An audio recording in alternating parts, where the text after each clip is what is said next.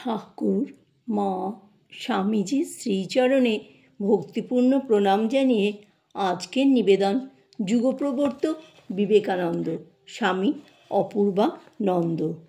শ্রীরামকৃষ্ণের চিন্তা নরেন্দ্রনাথের সমগ্র সত্তাকে অধিকার করেছে। ওই অদ্ভুত পুরুষ প্রবীরের কথা যতই ভাবেন ততই সব কিছু দিবাস্বপ্ন বলে মনে হয়, কিছুই বুঝতে পারেন না। এইরূপ চিন্তাকুল চিত্তে প্রায় সপ্তাহকাল পরে তিনি পুনরায় দক্ষিণেশ্বরে উপনীত হলেন। ঠাকুরও তাকে গ্রহণ করলেন অতি সমাদরে। সেদিন ঠাকুর তাকে নিয়ে বেড়াতে গেলেন পার্শ্ববর্তী যদুমল্লিকের বাগানে। খানিকক্ষণ এদিক সেদিক বেরিয়ে দুজনেই বৈঠকখানা ঘরে এসে বসলেন। দেখতে দেখতে ঠাকুরের ভাবান্তর হলো, তিনি সমাধিস্থ হলেন। নরেন্দ্র ধীরভাবে দেখছেন সব কিছু। ক্রমে ঠাকুর একবার চোখ চেয়ে পূর্বদিনের মতো হঠাৎ তাকে স্পর্শ করলেন। বিশেষ সতর্কতা সত্ত্বেও ওই শক্তিপূর্ণ স্পর্শে নরেন্দ্র অভিভূত হলেন। শত চেষ্টাও নিজেকে সামলাতে পারলেন না। তার বাহ্য সংজ্ঞা সম্পূর্ণ লোপ পেল। কতক্ষণ ওই অবস্থায় ছিলেন বা কিভাবে জ্ঞান ফিরে এলো তা কিছুই তিনি জানেন না। কিন্তু বাহ্যজ্ঞান ফিরে আসতে দেখলেন শ্রীরামকৃষ্ণ তার বুকে সস্নেহ হাত বুলিয়ে দিচ্ছেন, তার মুখে মৃদুমধুর হাসি।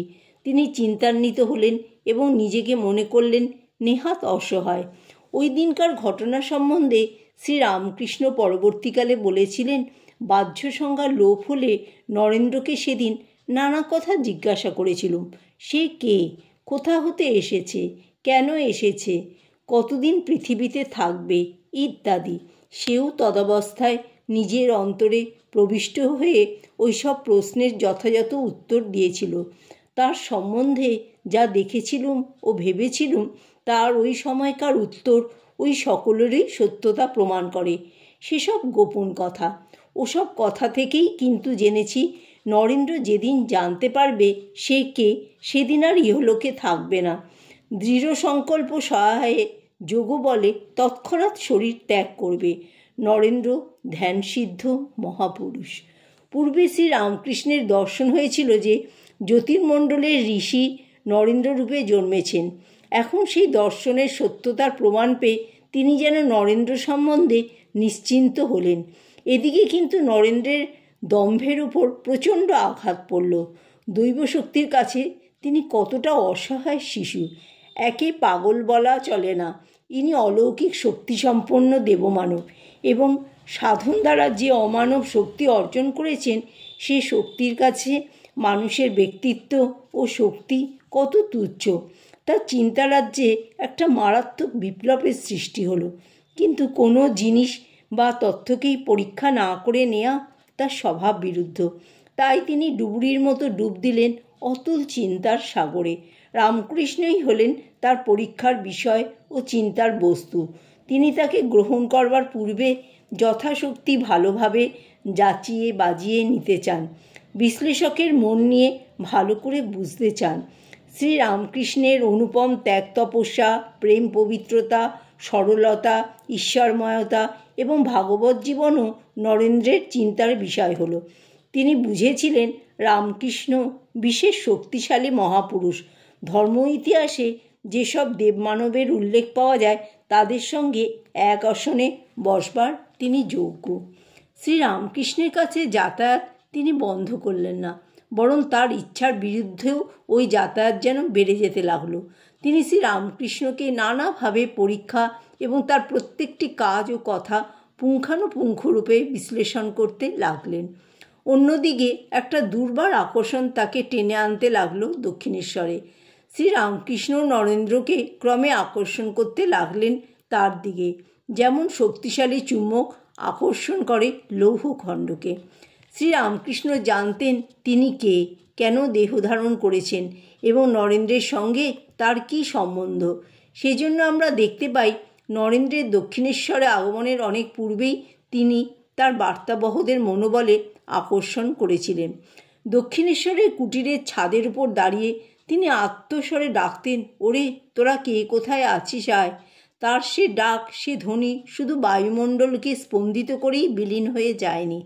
তার সেই সার্থক আহ্বানের ফলেই নরেন্দ্রনাথ প্রভৃতি তার বার্তাবহগণ ক্রমে সমাহত হলেন দক্ষিণেশ্বরে। তিনি তাদের অজ্ঞাতসারেই তার ভাবী সন্ন্যাসী পার্শ্বদের আধ্যাত্মিক জীবন অতি নিপুণ হস্তে পরিপূর্ণ ও মাধুর্যময় করে গড়ে তুলবার জন্য সচেষ্ট হলেন। শ্রীরামকৃষ্ণ পার্শ্বদের মধ্যে নরেন্দ্রের একটা বিশেষ স্থান ছিল। তিনি যুগধর্ম প্রচারের সর্বশ্রেষ্ঠ যন্ত্ররূপে নির্বাচিত হয়েছিলেন। শ্রীরামকৃষ্ণ বলেছিলেন, নরেন লোকশিক্ষা দেবে। ধর্মের গ্লানি নাশরূপ সুমহৎ কার্যের ভারপ্রাপ্ত ছিলেন নরেন্দ্র। তাই বিরুদ্ধ, বিজাতীয় ও অনিষ্টকর ভাব থেকে নরেন্দ্রকে রক্ষা করবার জন্য তার প্রতি ছিল শ্রীরামকৃষ্ণের অসাধারণ আকর্ষণ, অদ্ভুত ভালোবাসা ও সতর্ক দৃষ্টি। নরেন্দ্র কয়েকদিন দক্ষিণেশ্বরে না এলে তিনি তাকে দেখবার জন্য অধীর হয়ে পড়তেন। তাছাড়া নরেন্দ্রের জীবনকে তার ভাব প্রচারের সর্বাঙ্গ সুন্দর ও শক্তিশালী যন্ত্রে রূপান্তরিত করার জন্য অনেক শিক্ষা, দীক্ষা ও আধ্যাত্মিক শক্তি সংক্রমণের প্রয়োজন ছিল।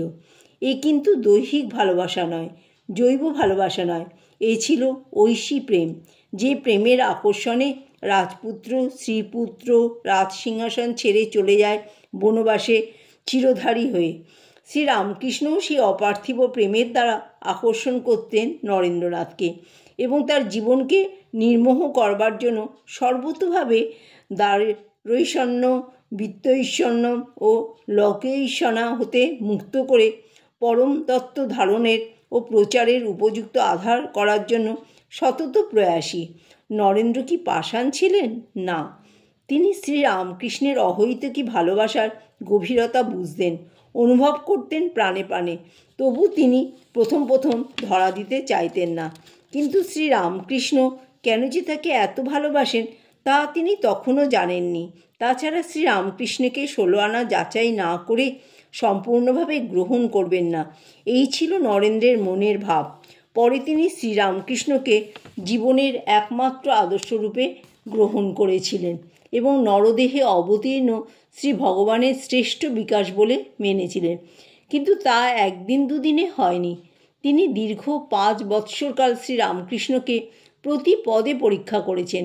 তার প্রতিটি কার্য, প্রতিটি ব্যবহার, প্রত্যেক অলৌকিক দর্শন বিচার করে দেখেছেন। সোনা যেমন মার্জন ও ঘর্ষণের দ্বারা উজ্জ্বল হয়, তেমনি শ্রীরামকৃষ্ণ জীবনও এই পরীক্ষার ফলে আরও উজ্জ্বলতরভাবে প্রতিভাত হয়েছিল।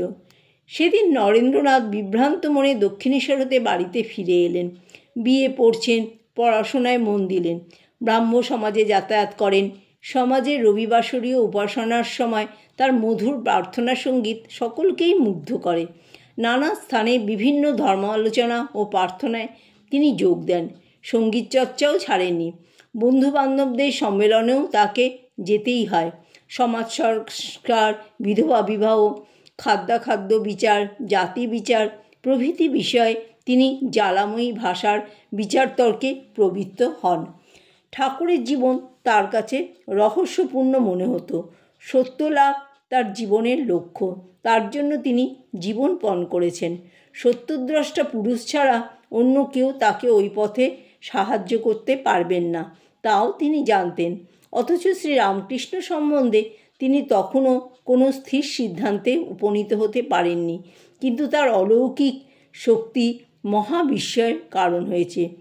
প্রথম মেধা ও উর্বর মস্তিষ্ক, সবল দেহ, বলিষ্ঠ মন এবং পৃথিবী পর্যটনক্ষম দুটি পা নিয়ে তিনি সত্য অন্বেষণের পথে তো চলতে পারেন, এই সংকল্প নিয়ে তিনি পুরুষাকারের উপর বেশি জোর দিয়ে কঠোর কৌমার্যব্রত ও কৃচ্ছ সাধনে ব্রতী হলেন। বাড়িতে স্বাধীন জীবনযাত্রা ও ধ্যান ভজনের অসুবিধা বোধ করে। পাশেই মাতামহীর বাড়ির একটি প্রকোষ্ঠে তিনি একাকী থাকতেন। ঘরটি অতি নির্জন ও ক্ষুদ্র, আসবাবপত্র কিছু নেই।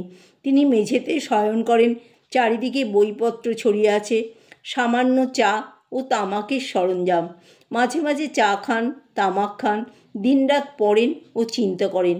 কত রাত ধ্যানে কেটে যায়, কিন্তু সমাধান কিছুই পান না। যতক্ষণ ধ্যানমগ্ন থাকেন তখন মন থেকে সব চিন্তা নির্বাসিত করে বিমল আনন্দ ও অনির্বচনীয় প্রশান্তি অনুভব করেন। কিন্তু পরক্ষণে শত চিন্তার দংশনে তিনি অস্থির হন। তার সংগ্রাম নিদ্রাতেও চলত। জয় ঠাকুর, জয় মা, জয় স্বামীজি।